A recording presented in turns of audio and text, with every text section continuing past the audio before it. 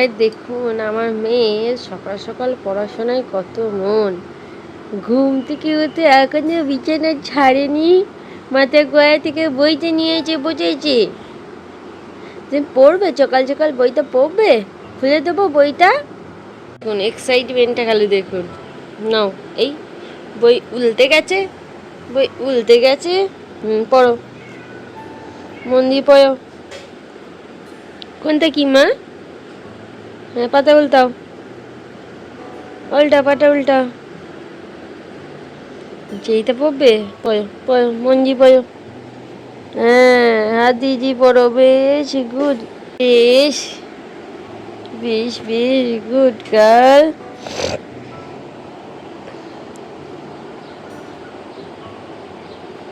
কত মন দিয়ে পড়ছে খালি দেখুন।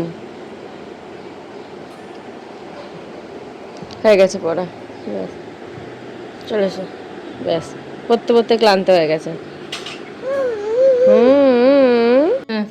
তারপরে বাবুকে খেতে দিলাম, পরে আবার সিটি মেরে বাবু বললো মা কি শক্ত গো, এখন আবার সিটি মেরে একটু লই। তুই বাথরুমে আওয়াজ করিস না।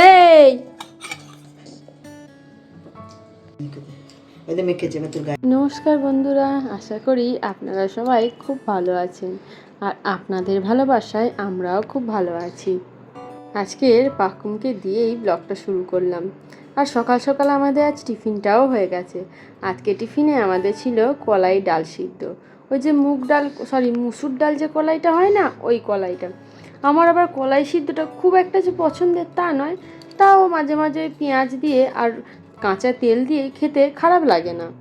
দেখছেন তো আমি কাজ করব আর কোনো গন্ডগোল হবে না, সেটা তো হয় না।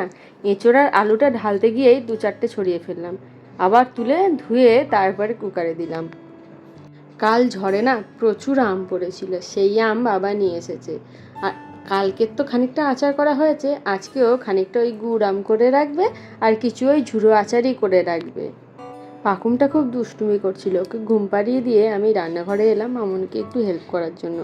আস্তে আস্তে ওর ঘুমের সাইকেলটা আমি একটু চেঞ্জ করার চেষ্টা করছি।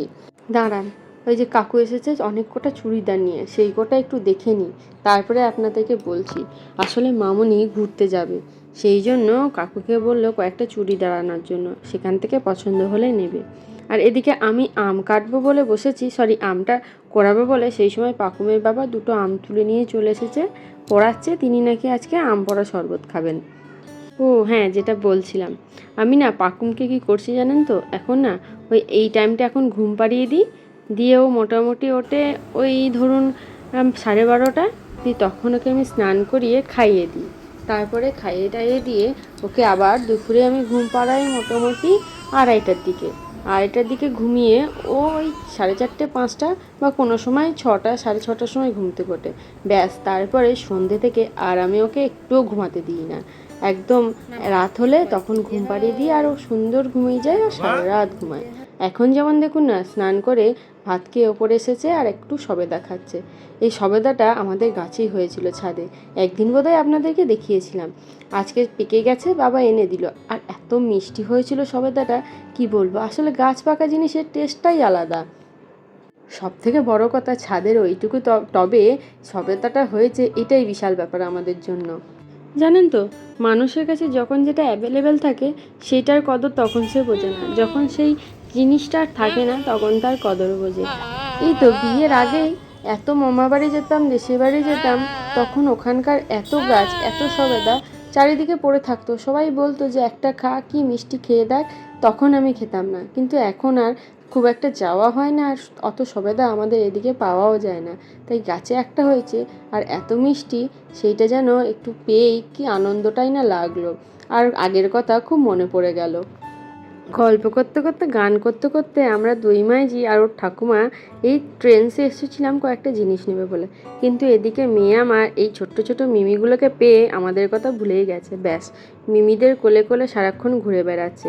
তারপর যখন আমাদের কেনাকাটা হয়ে গেল, বাড়ি ফিরছি, ওকে ডাকছি আয় বাড়ি যাব পাকুম, বাড়ি যাব।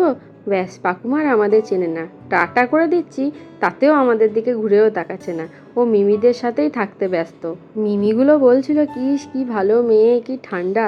আমি শুধু একবার বললাম তোমরা আমাদের বাড়িতে যেও, তখন দেখো পাকুম আমাদের কত ঠান্ডা মেয়ে। আগামীকাল আমাদের পাড়ায় মা শীতলার পুজো আছে।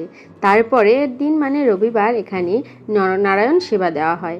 প্রতি বছর প্রচুর মানুষ আছে অনেক দূর দূর থেকে, এবছরও আসবে। আর হ্যাঁ, আপনাদেরকেও সবাইকে নিমন্ত্রণ করছি পুজোতে আমাদের পাড়াতে নরনারায়ণ সেবাতে আসার জন্য।